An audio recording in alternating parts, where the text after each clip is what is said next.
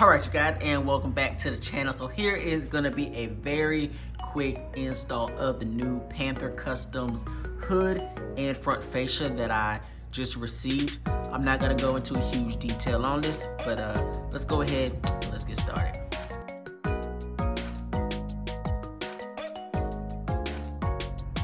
So like I said, you guys, I'm not going to go into a whole lot of detail on this because taking off the front fascia and hood have been done a lot of times already.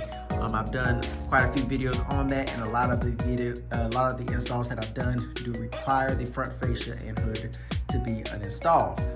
There's tons of videos online already, and I know Sling Mods has a video on this product and how to install. So I'm not going to spend a whole lot of time doing that, but we are going to go ahead and get this thing installed. So let's do that.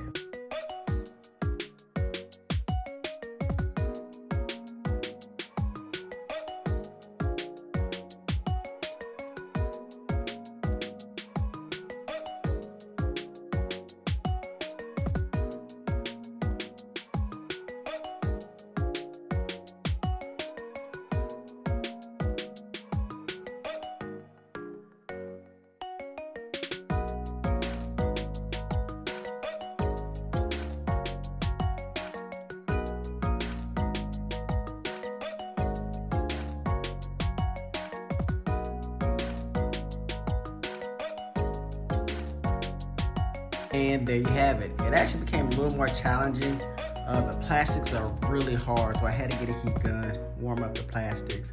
I actually kind of went in the wrong direction, and I had it secured, but then I didn't have the screws at the bottom in there, so it just didn't sit right, so I had to take it apart and do it again. But anyways, it's on there now, and it looks pretty damn good. And actually the color scheme with the all black in the front with the wrap, and then you have the all black in the back, it just kind of flows pretty good.